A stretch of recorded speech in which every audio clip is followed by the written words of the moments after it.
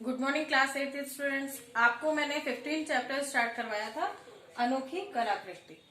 एक बार फिर से आपको याद दिला दूं, इसमें दो सहेलियों की कहानी है जिसने दूसरी सहेली के लिए थोड़ा सा कोऑपरेट किया, बलिदान दिया, क्या अपने जीवन में कुछ त्याग करके, मतलब उसको टाइम दिया कि वह अपने जीवन को अच्छे से जीना सीखे, ना कि परेशान हो। अगर बीमार है तो ये सोच के कि मैं मृत्यु को प्राप्त होंगी। तो इस तरीके से ये कहानी थी जो मैंने आपको स्टार्टिंग में पढ़ाई। उम्मीद करती हूँ उतना तो आपको समझ में आ गया होगा। आगे का शेष भाग हम आज पढ़ेंगे और समझेंगे।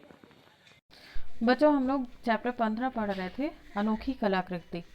वो दो सहेलियों की कहानी जिसने एक दूसरे के जीवन में परिवर्तन लाया। जब एक बीमार थी तो दूसरी ने सेवा करी।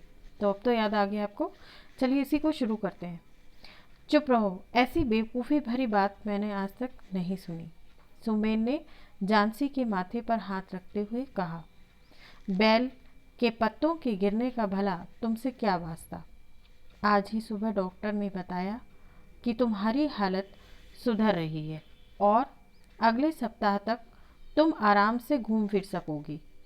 मैं तुम्हारे लिए सूप लाती हूँ, पीकर सो जाओ। मुझे पत्रिका के लिए यह चित्र पूरा करके देना है। कुछ पैसे मिल जाएंगे तो तुम्हारी दवा और फल ले आऊँगी।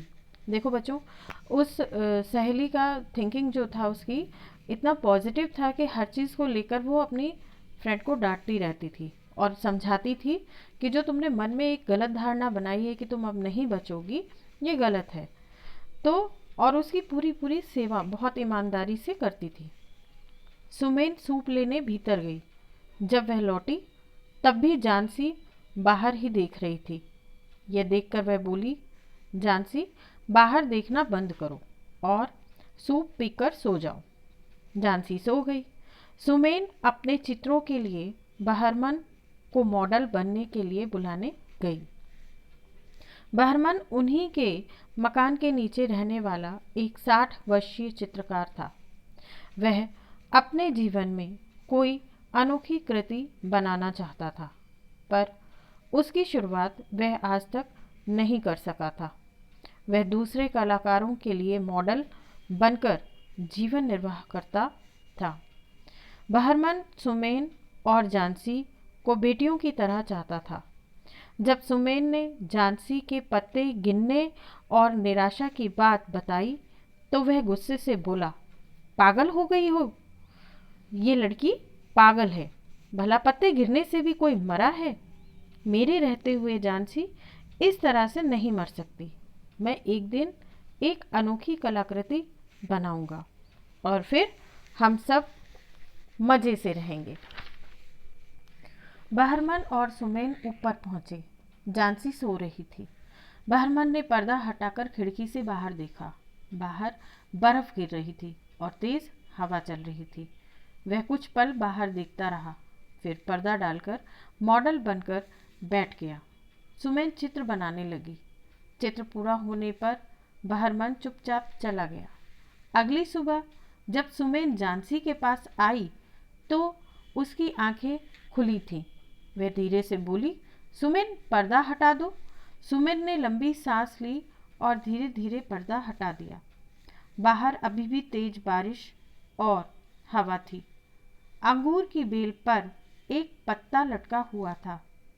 उसका रंग गहरा हरा था।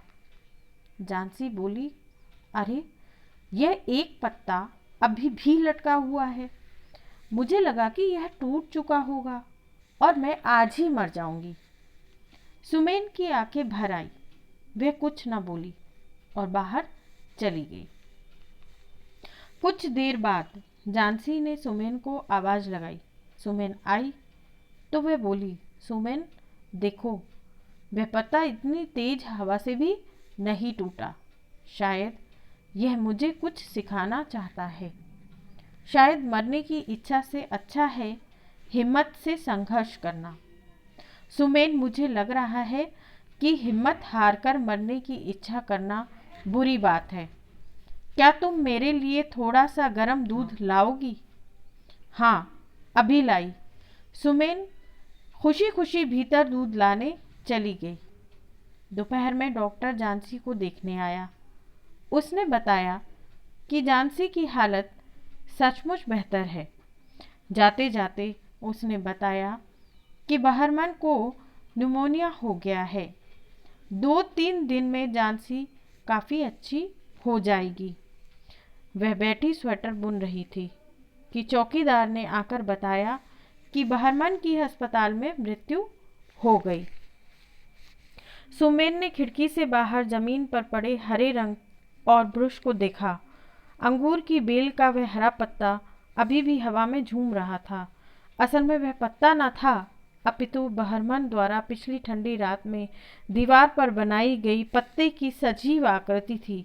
सुमेन ने झांसी को बाहर दिखाया। देखो, वह है बहरमन की अनोखी कलाकृति। दोनों की आंखें भर आई और वे देर तक उस पत्ते को देखती रही। तो बच्चों, आपको ये समझ में आया ऐसा बहरमन ने क्यों किया? क्योंकि बहरमन जो है नहीं चाहता था कि सुमेन अपनी ज़िंदगी से हिम्मत हार कर मृत्यु को प्राप्त हो। उसने उसकी सोच से रिलेटेड एक ऐसी तस्वीर सामने की दीवार पर बनाई पत्तों की, जिसे सुमेन देखकर अपने अंदर ये सोचे कि जब तक कि वो पत्ता नहीं गिरेगा तब तक मेरी मृत्यु नहीं होगी। लेकिन उसकी जद्दोजहद देखिए बहरमन की, कि उसको जीवित रखने के लिए उसने वो उस कड़कती ठंडी रात में वह कलाकृति बनाई, जो वाकई में इन दोनों सहेलियों के लिए बड़ी महत्वपूर्ण साबित हुई।